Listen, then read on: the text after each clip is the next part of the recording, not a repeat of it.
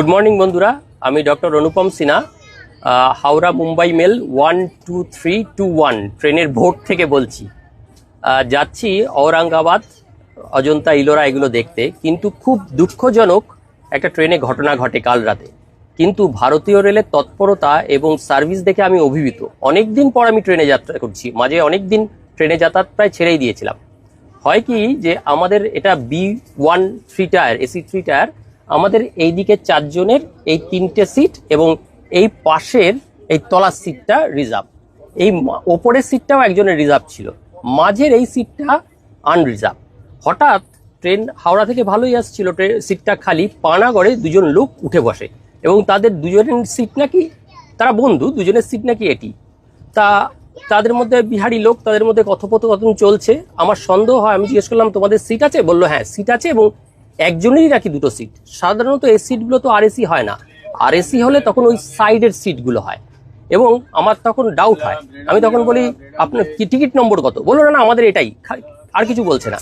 বাদনুবাদ গড়ায়, তারা চ্যালেঞ্জ করায়, তখন বলে আমরা রেলের স্টাফ। আমি বলি তাহলে আইডি কার্ড দেখান। কিছুতেই দেখাবে না। সে বললো যদি দেখিয়ে দিই কি করবেন? আমি বললাম হ্যাঁ দেখান না। এবং আমিও বলি যে আমিও ডাক্তার, আমি তাদের আইডেন্টি কার্ড দেখাই, এবং ছেলে দুটিও অবলীলায় ইস্টার্ন রেলের আইডেন্টি কার্ড দেখায়। যাই হোক, আমি ব্যাপারটা বুঝতে না পারায় সাথে সাথে রেল মদত, আমি শুনেছিলাম যে এখন রেলওয়ে সিকিউরিটি বা রেল মদতে হেল্প করলে ভীষণ হেল্প পাওয়া যায়। আমি সাথে সাথে আমি এখানে অ্যাটাচ করে দিচ্ছি যে আমি হোয়াটসঅ্যাপ করেছিলাম বা রেল থেকে আমার সাথে যোগাযোগ করা হয়েছিল, এই সমস্তগুলোই আমার এই ভিডিওতে অ্যাটাচ করে দিলাম।